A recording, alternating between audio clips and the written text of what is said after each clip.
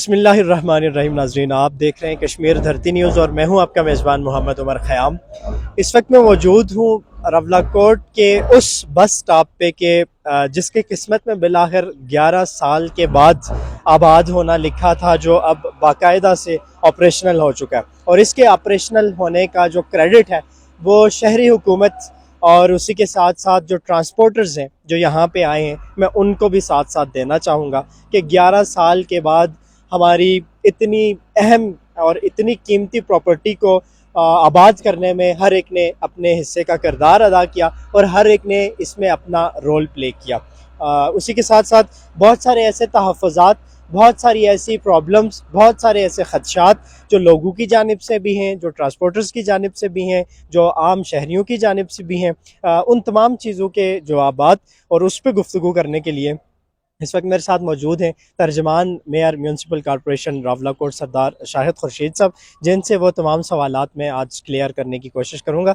शाहिद साहब, बहुत शुक्रिया कीमती वक्त से नवाजा, और उसी के साथ ये इतनी बड़ी अचीवमेंट शहरी हुकूमत के मैं समझता हूँ कि उनके हिस्से में आई। अभी चूँकि ट्रांसपोर्टर्स की जानिब से भी इस चीज़ के बहुत सारे तहफ़्फ़ुज़ात हैं कि हमें यहाँ पे मुश्किलात हैं, हमें सवारियाँ नहीं आती, पैसेंजर्स नहीं आते, लोगों को भी इसमें ख़ासा मुश्किलात का सामना करना पड़ रहा है कि हमें ये शहर से बहुत दूर पड़ता है, हमारे लिए कोई ऐसा वो सिस्टम नहीं है कि जिसके थ्रू हम यहाँ पे। तो इन सारी चीज़ों का कंक्लूजन मुख्तसरन अगर मैं आपसे जानना चाहूँ तो क्या सोल्यूशन है, आपने क्या प्लानिंग की है, कि किस तरह का रोड मैप आपने बनाया है कि जिसके बाद ये सारी चीज़ें हल होना पॉसिबल होंगी? बिस्मिल्लाहिर्रहमानिर्रहीम। एक तो उमर भाई, आपका बहुत ही शुक्रिया, दिल की अता गहराइयों से आपका शुक्रिया अदा करते हैं कि आपने यहाँ प्रोग्राम अरेंज करके हमें मौका दिया कि हम अपनी बात आवाम तक रख सकें। बिलाशुबा बहुत ज़्यादा तहफ़्फ़ुज़ात हैं आवाम के, और ये तहफ़्फ़ुज़ात होने भी चाहिए। जिस तरह देखें कि दुनिया में कोई भी काम जब नया नया होता है ना, तो उस पर तहफ़्फ़ुज़ात भी होते हैं लोगों के, तो वो दूर करने के लिए जो इदारे मौजूद होते हैं उनको दूर भी करते हैं, कोशिश भी होती है।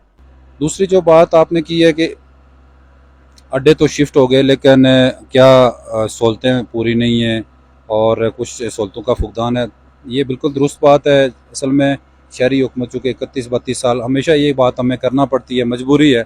31-32 साल के बाद शहरी हुकूमत जब यहाँ मार्ज़ वजूद में आई, दोबारा से बहाल हुई, तो हमारे लिए बहुत ज़्यादा टारगेट थे और वो टारगेट हमने अचीव करने थे।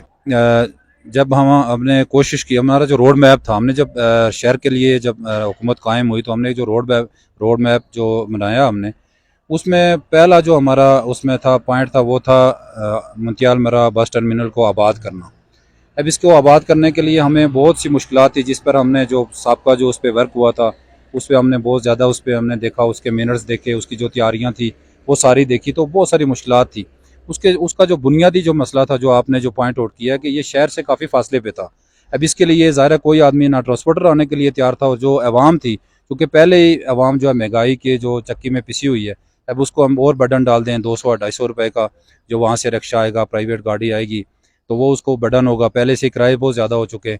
इसके लिए हमें बहुत सारी आवाम के भी तहफ़्फ़ुज़ात थे, फिर इस पर हमने बहुत ज़्यादा गौर खोज किया।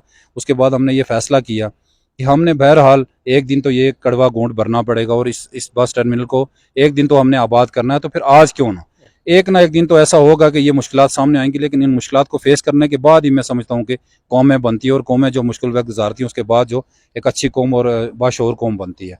तो इसके साथ शायद साहब, सबसे पहले अगर हम बात करें पब्लिक की, तो जो पब्लिक की कंप्लेंट्स है कि हमें ये दूर पड़ता है, रिक्शे वाले जो है हमसे किराया ज़्यादा लेते हैं, या इस तरह के कोई तहफ़्फ़ुज़ात हैं, तो आप क्या समझते हैं कि इसके लिए आपने किस तरह का रोड मैप तैयार किया है कि जिस तरह से ये तहफ़्फ़ुज़ात ख़त्म हो और लोगों को सहूलियात मिल सकें?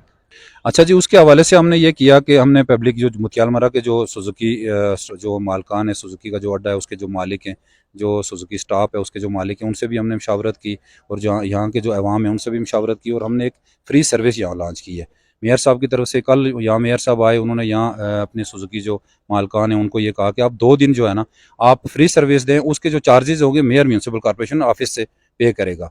उसके लिए पहले मराले में ये करना है। फिर उसके बाद जो अड्डे वाले हैं, इन्होंने भी खुद ये कहा है कि हम एक सर्विस चलाएंगे जो हाईएस्ट सर्विस पूरे शहर में। वो ये होगा कि जितने बाईपासेस है, यहाँ से शहर में दाखिल होगी सुजुकी होगी, हाईएस्ट होगी, शहर में दाखिल होगी, स्टॉप टू स्टॉप चलेगी, जिस तरह पूरे शहरों में, बड़े शहरों में होता है।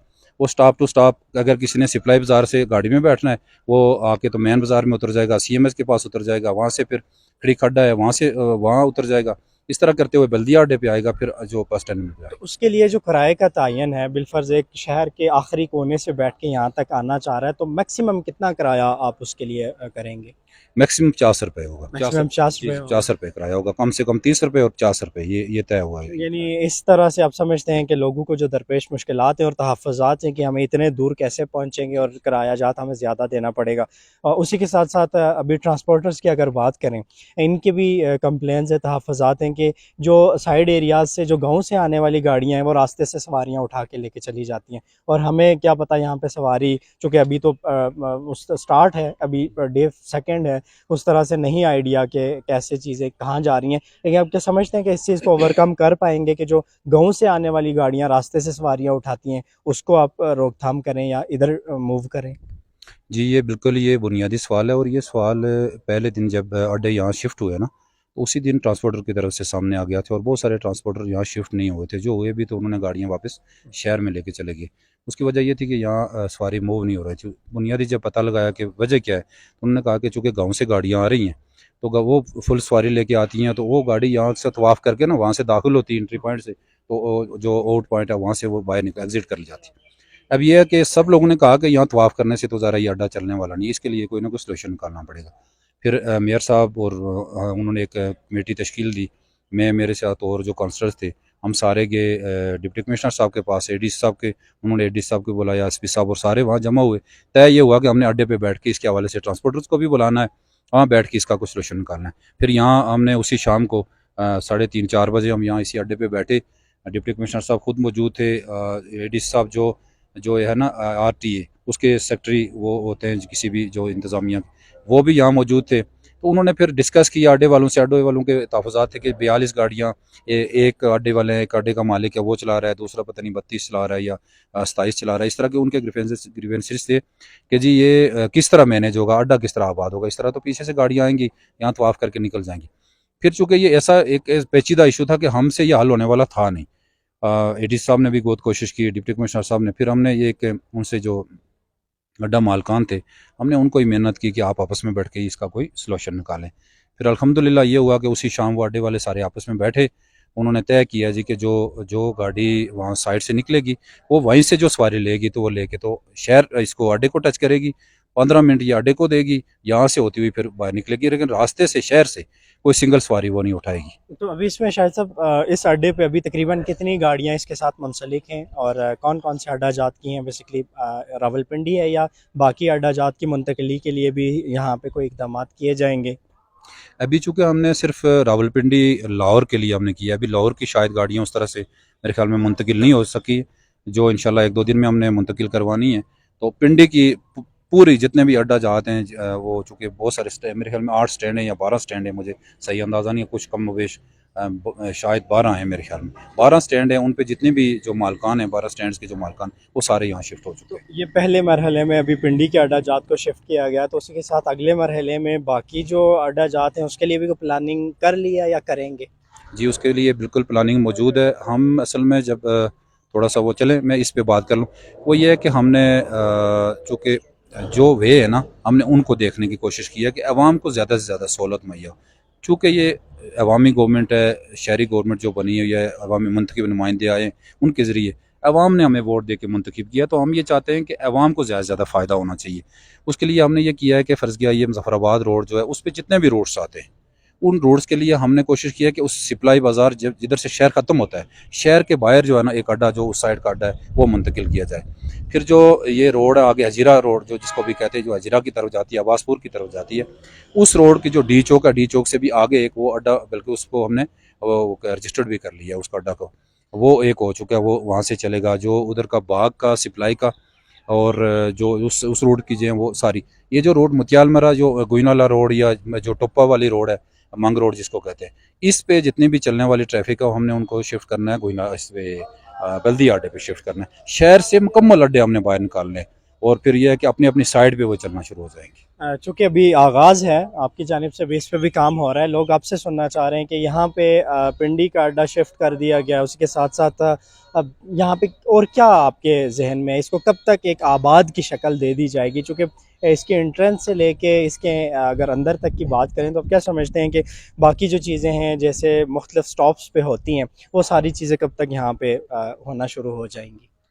जी उमर भाई, इसके हवाले से देखें कि बुनियादी जो ज़िम्मेदारी कॉरपोरेशन की होती है ना, मैं समझता हूँ कि अगर 100% नहीं है तो 90% वो पूरी हमने की हुई है।